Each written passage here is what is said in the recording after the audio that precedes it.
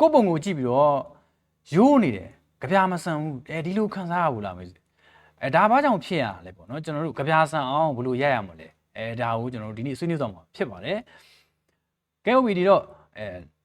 ဘာလို့မှကျွန်တော်တို့မဆွေးနွေးသေးခင်ပေါ့နော်ဘယ်လိုရိုက်ရမလဲဘာကြောင့်ဖြစ်ရလဲဆောင်းရချောင်းနေဒါတွေမပြောခင်မှာကျွန်တော်တို့အရင်ဦးဆုံးဒါသဘောတူလက်ခံထားမယ်အချက်တစ်ခုရှိတယ်ပေါ့နော်အဲ့ဒါကတော့ဘာလဲဆိုကျွန်တော်တို့ဒီအခု portrait တွေရိုက်တယ် pre wedding တွေရိုက်နေတယ်ဒါတွေကကျွန်တော်တို့ဒါရုံးစာရေးတာနဲ့တူလားကြပြာဆက်တာနဲ့တူလားဘယ်လိုထင်လဲမေးဆိုဆိုတော့ရုံးစာရေးမယ်ဆိုလို့ရှိရင်ကျွန်တော်တို့ကတရားမှန်ရမယ်စလုံးပေါင်းမှန်ရမယ်လူညင်းရောက်မရိုင်းရအောင်ဒါဆိုလို့ရှိရင်ကျွန်တော်တို့ဒါ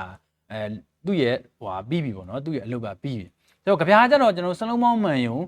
ဒါတရားမှန်ယုံနဲ့နေကျွန်တော်တို့ကပြီးမြောက်ပြီလားဆိုတော့မပြီးမြောက်ဘူးပေါ့နော်ဆိုတော့ရတမြောက်ဖို့လိုတယ်ခန်းစားချက်လေးတွေကျွန်တော်တို့ပါဖို့လိုတယ်ဖွဲ့မှုနွဲမှုတွေပါဖို့လိုတယ်ပေါ့ဗျာဆိုတော့ကျွန်တော်တို့ဓာတ်ပုံတွေကို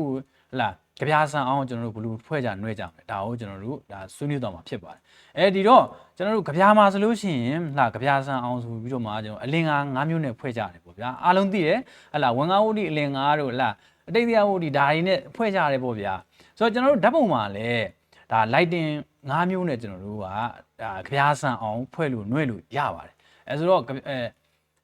အဲ့ဒါကိုဒါကျွန်တော်တို့ဒီနေ့လေ့လာကြမှာဖြစ်ပါတယ်ဆိုတော့ကြပြားတွေမှာအလင်္ကာမပါရင်ပေါ့တယ်ဖွဲ့နေမှုမပါရင်ပေါ့တယ်ထို့တူပဲအလွန်ကျူးဖွဲ့ဆိုထားလို့ရှိရင်လည်းကျွန်တော်တို့ငတိုင်းများရွဟင်းဟုံဆိုပြီးတော့မှဘာလို့ဆိုတော့ခန်းစားရခက်လာပိုစိန်ကြီးဖြစ်သွားတယ်ပေါ့ဗျာဟဟလားဒါဆိုလို့ရှိရင်လည်းကျွန်တော်တို့နားကလော့သွားတယ်ဒါခန်းစားရခက်သွားတယ် level ရောက်သွားတယ် poetic license ကိုကြော်သွားတယ်ခေါ်တာပေါ့ကြပြားစကားနဲ့ဆိုရင်တော့ထို့တူပဲကျွန်တော်တို့ရဲ့ဒီဓာတ်ပုံမှာဆိုလို့ရှိရင်လည်း portrait မှာဆိုလို့ရှိရင်လည်း secondary light မပါဘူးဒါကြပြားဆန်စီတဲ့ဒါ artistic ဖြစ်တဲ့ light တွေမပါဘူးဆိုလို့ရှိရင်ဘာဖြစ်လဲဆိုတော့ပေါ့တယ်ကြည့်ရတာပေါ်ပြပြရှိတယ်ပေါ့နော်ထို့တူပဲအလွန်ကျွံသုံးထားပြန်တယ်ဆိုလို့ရှိရင်လည်းမျက်စိထဲမှာဟာလာကြည့်ရတာဟာလာဟိုစေးပုံမှောက်ထားတယ်ပကြီးကားလိုမျိုးဖြစ်နေတတ်တယ်ပေါ့နော်ဒါကြောင့်မို့လို့ကျွန်တော်တို့ကဘယ်နေရာမှာဘလောက်ပမာဏအမှန်နဲ့ပေါ့နော်ထိတိမိမိသုံးရမလဲဆိုတာကိုကျွန်တော်တို့ဒီနေ့လေ့လာသွားမှာဖြစ်ပါတယ်ကဲအဲ့တော့တခုချင်းစီရဲ့အာသာချက်တွေအားနည်းချက်တွေအသုံးပြုပုံတွေပမာဏတွေဒါတွေကိုကျွန်တော်တို့လေ့လာကြည့်အောင်ပေါ့နော်